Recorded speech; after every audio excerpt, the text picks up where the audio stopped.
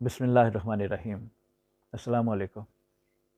ذرا تصور کریں، ایک زمانہ ایسا بھی تھا جب ایک کتاب حاصل کرنا کسی خزانے کو ڈھونڈنے جیسا ہوتا تھا۔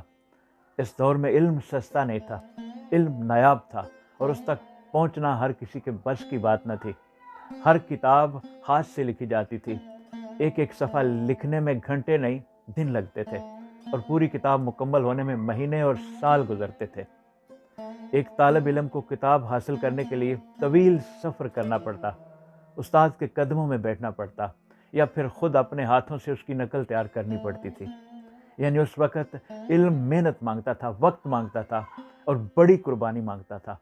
پھر دنیا نے ایک ایسا موڑ لیا جس میں علم کی تاریخ کو ہمیشہ کے لیے بدل کے رکھ دیا۔ 15ویں صدی میں جوہانس گٹنبرگ نامی شخص نے پرنٹنگ پریس ایجاد کیا۔ اب کتابیں سینکڑوں کی تعداد میں چھپنا شروع ہوئیں، علم عام ہونا شروع ہوا اور جو چیز پہلے صرف خاص لوگوں تک محدود تھی وہ اب عام عوام تک پہنچنے لگی۔ یہ انسانی تاریخ کا ایک بہت بڑا علمی انقلاب تھا، لیکن یہاں ایک حیران کن موڑ آتا ہے۔ عثمانی خلافت کے دور میں سلطان بایزید دوم نے عربی رسم الخط میں کتابوں کی طباعت پر پابندی لگا دی، خاص طور پر اسلامی کتب کو پرنٹ کرنے سے روکا گیا۔ اس کی وجہ شاید قرآن میں غلطی کا خوف، مقدس متن کے احترام کا تصور اور خطاطی کے فن کو محفوظ رکھنا تھا۔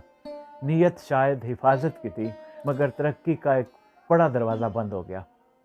بعد ازاں سلطان سلیم اول اور سلطان سلیمان قانونی کے ادوار میں بھی یہ رویہ برقرار رہا اور پابندی میں سختی آتی گئی۔ یہی وہ نقطہ ہے جس پر ہمیں رک کر سوچنا چاہیے۔ تقریباً 200 سال تک اسلامی کتب پرنٹنگ پریس سے دور رہیں، جبکہ اسی دوران یورپ میں ہزاروں کتابیں چھپ رہی تھیں اور وہاں سائنس، فلسفہ اور تحقیق تیزی سے آگے بڑھ رہی تھی۔ یہ وہ دور تھا جب ہماری علمی ترقی کی رفتار سست ہو گئی اور ایک پوری امت پیچھے رہ گئی۔ یہ صرف ایک پالیسی نہیں تھی، بلکہ ایک ایسا فیصلہ تھا جس کے اثرات ہم نے صدیوں تک محسوس کیے۔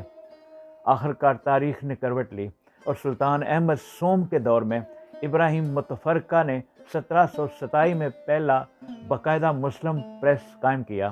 کتابیں چھپنا شروع ہوئیں اور علم دوبارہ پھیلنے لگا، لیکن تب تک یورپ بہت آگے جا چکا تھا۔ آج سوال یہ ہے کہ کیا ہم نے تاریخ سے کچھ سیکھا؟ کہ کیا ہم آج بھی نئی ٹیکنالوجی اور نئی چیزوں کو شک کی نظر سے دیکھتے ہیں؟ یاد رکھیں، علم کو روکنا ممکن نہیں، لیکن خود کو پیچھے رکھنا ممکن ہے۔ اگر ہم نے وقت کے ساتھ قدم نہ ملایا تو تاریخ خود کو دہرا سکتی ہے۔